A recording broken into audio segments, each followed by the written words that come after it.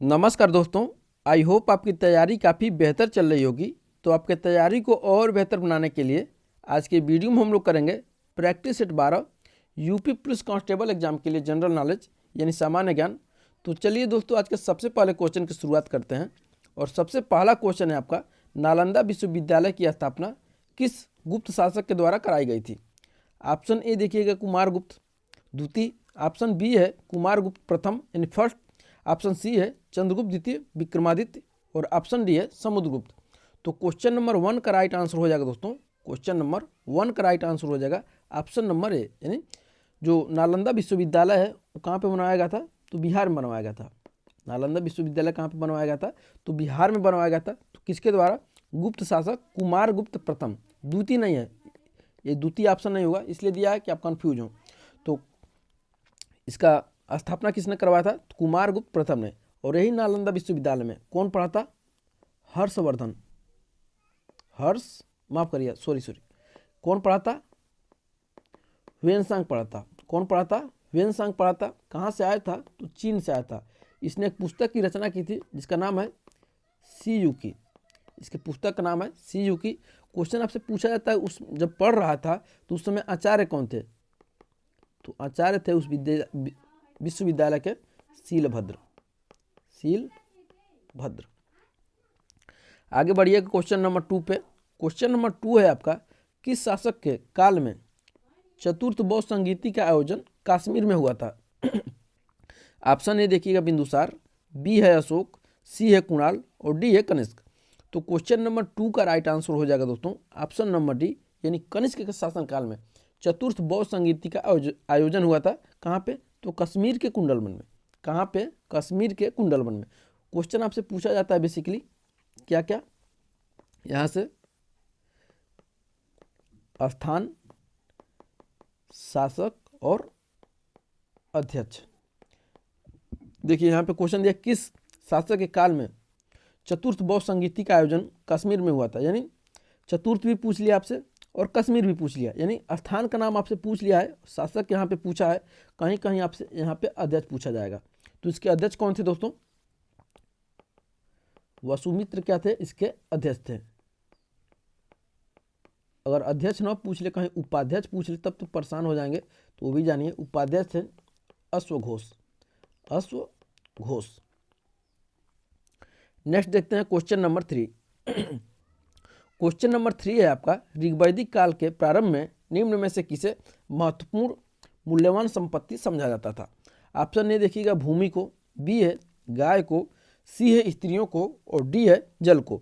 तो कितना लोग जाएंगे? स्त्री को, यानी स्त्री को महत्वपूर्ण संपत्ति लोग मानते होंगे प्राचीन काल में, जो नहीं जानता होगा। लेकिन नहीं, इसका राइट आंसर क्या है? भूमि भी नहीं होगा इसका, यानी जमीन भी नहीं होगा। इसका राइट आंसर क्या हो जाएगा दोस्तों? ऑप्शन नंबर बी, इसका राइट आंसर होगा गाय। गाय को मूल्यवान संपत्ति लोग मानते थे।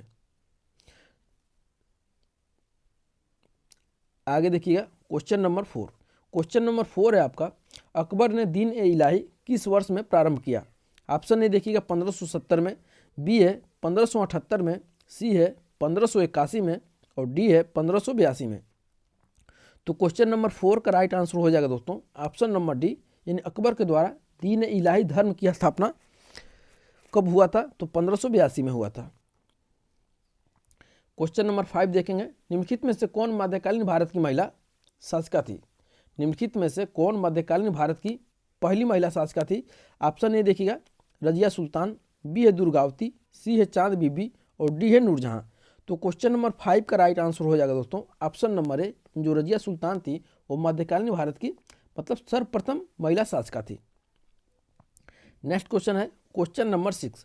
मुगल काल में सेना का प्रधान, नोट लगाइए इस क्वेश्चन के आगे, मुगल काल में सेना का प्रधान निम्न में से कौन था? ऑप्शन ए देखिएगा शाहना ए पील, बी है वजीर, सी है मीर बख्शी, और डी है सवा है निगार। तो क्वेश्चन नंबर 6 का राइट आंसर हो जाएगा दोस्तों ऑप्शन नंबर सी, यानी मीर बख्शी था। नेक्स्ट क्वेश्चन देखिएगा क्वेश्चन नंबर 7। मोहम्मद गोरी ने जयचंद को किस युद्ध में पराजित किया था? ऑप्शन ए देखिएगा तराइन का युद्ध 1191 ईस्वी में, इसी बहाने आपको डेट भी याद हो जाएगा। बी है चंदावर का युद्ध 1194 में, सी है तराइन का द्वितीय युद्ध 1192 में, और डी है कन्नौज का युद्ध 1194 में। तो क्वेश्चन नंबर 7 का राइट आंसर क्या हो जाएगा?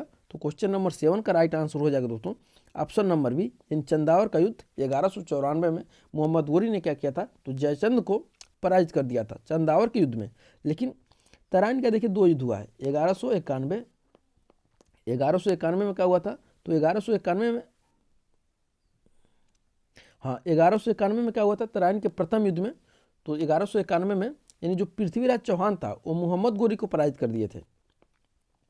लेकिन 1192 में क्या हुआ था? मोहम्मद गोरी ने क्या किया? फिर पृथ्वीराज चौहान को पराजित कर दिया। ये डेट याद रखिएगा। नेक्स्ट है आपका क्वेश्चन नंबर 8, चौरी चौरा घटना कब हुई?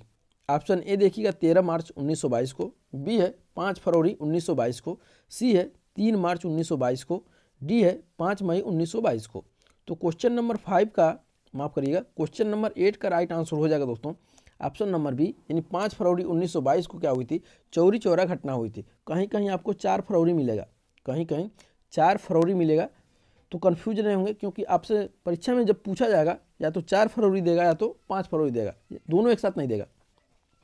ठीक है, चौरी चौरा है कहाँ पे दोस्तों? तो चौरी चौरा उत्तर प्रदेश के गोरखपुर के समीप है चौरी चौरा। क्या हुआ था जब ये घटना हुई थी? तो महात्मा गांधी ने क्या किए थे? महात्मा गांधी जी ने क्या किया था? असहयोग आंदोलन वापस ले लिए थे, असहयोग आंदोलन वापस।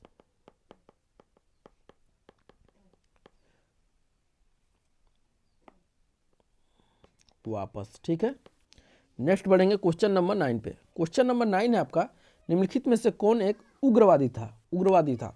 ऑप्शन ए देखिएगा फिरोज शाह मेहता, बी है बिपिन चंद्र पाल, सी है गोपाल कृष्ण गोखले और डी है उपयुक्त में से कोई नहीं। तो क्वेश्चन नंबर 9 का राइट आंसर हो जाएगा दोस्तों, क्वेश्चन नंबर 9 का राइट आंसर हो जाएगा ऑप्शन नंबर बी, इन जो बिपिन चंद्र पाल हैं वो क्या है? उग्रवादी नेता हैं। बाकी देखिएगा फिरोज शाह मेहता, गोपाल कृष्ण गोखले और फिरोज शाह मेहता दोनों क्या हैं? उदारवादी नेता हैं, उदारवादी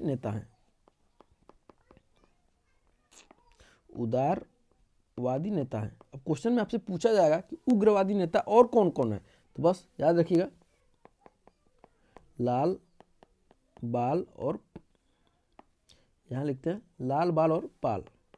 लाल से हो जाएगा दोस्तों लाला लाजपत राय, बाल से हो जाएगा आपका बाल गंगाधर तिलक और पाल से हो जाएगा बिपिन चंद्र पाल। एक क्वेश्चन यहां से बार बार आपसे पूछा जाता है कि सर्वेंट्स ऑफ इंडिया सोसाइटी की स्थापना किसने की थी? सर्वेंट्स ऑफ इंडिया सोसाइटी की स्थापना किसने की थी? तो यही हैं गोपाल कृष्ण गोखले। और गोपाल कृष्ण गोखले हैं कौन? तो महात्मा गांधी के राजनीतिक गुरु हैं।